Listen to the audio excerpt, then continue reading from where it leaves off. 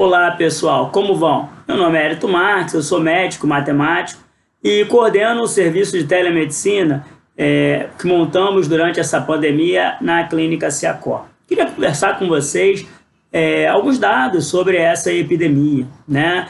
E aí eu peguei um site, né?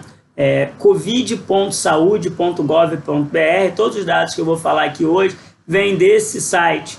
E aí eu queria conversar com vocês um pouco. Queria lembrar o que já discutimos anteriormente.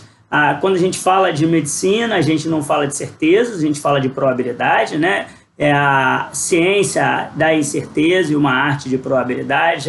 Já nos dizia o médico clínico do século passado, o William Osler, né? Tá? Então, o primeiro dado que eu queria trazer para a gente analisar como é que está o Brasil? O Brasil tem 43.079 pessoas acometidas, diagnosticadas com essa doença, tá? Isso até o dado, estou gravando hoje, dia 22/4, até o dado de ontem disponível nesse site, tá? Eu acho que é bem legal depois você dar uma olhada no que a gente está falando aqui. A gente está usando essas fontes de dados, tá? Essa fonte de dados. Bom, além disso, quantos óbitos, né? 2.741 pessoas faleceram até o momento por conta dessa doença. Isso dá uma letalidade em torno de 6,4%, tá? Então essas são as informações com relação a óbito e quantidade de casos. E como é que está o número de casos por dia, né? O Brasil começa ali dia 26/2, não tinha ninguém, dia 28, começam a surgir uns casos ali no dia 15, dia 17/3. Bom, e aí eu vou marcar alguns pontos aqui. Bom, quando chegou 31 de março, o Brasil já tinha uma média de superior a 1.000 casos por dia, tá? Aí vamos passar um outro ponto. Bom, no dia 10/4, né, ali mais de 2.000 casos, quase 2.500 casos por dia, tá? Naquele dia. E eu vou dizer para você que depois do dia 14/4, o número de casos novos do Brasil dessa doença se manteve sempre maior que 2.000 casos por dia, tá? Aí você vai falar assim, bom, Hérito, e o número de casos acumulados? Obviamente é uma curva crescente, né? Enquanto a letalidade se descola, né, do número de casos acumulados. Entretanto, uma coisa que é importante a gente pontuar, eu falei aqui de uma taxa de 6, em torno de 6%, né? Para ser mais preciso, 6,4%, não foi isso que eu disse? 6,4%. Entretanto, essa distribuição ela não é equânime nos estados nem nas regiões no Brasil. Só para você ter uma ideia, se a gente pegar o dado do Ceará, a taxa de letalidade até o momento é de 6%. No Rio de Janeiro, essa taxa é de 8,7%. Enquanto a gente vai pegar Tocantins, com 37 casos confirmados e um óbito até agora, uma letalidade muito, muito baixinha, né?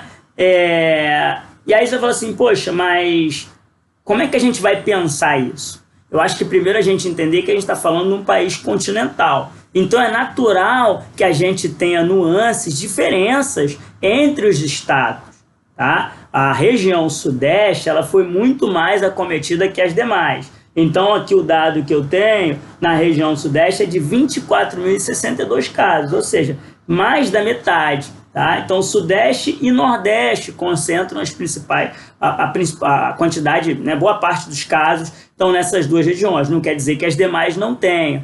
Tá? Então, essas são informações importantes. Você tem uma taxa de letalidade Brasil, mas isso varia, né, entre as regiões, entre os estados e, obviamente, entre os municípios da federação. E aí, por que eu estou falando tudo isso? Né? Porque já se tem um movimento de se pensar, poxa, mas vamos abrir o país, a gente passar por um isolamento vertical, etc. Bom, qual é a minha opinião, até baseado nesses dados ou no que a gente vem falando? Eu acho que a gente podia aguardar um pouco mais uma semana, para a gente continuar vendo se esse comportamento se mantém. Mas tão importante quanto qual vai ser a data de retorno, é fundamental a gente decidir como vai fazer isso. Então, se você considera essas diferenças regionais, o fato concreto é a gente precisa ter um planejamento para retornar às atividades.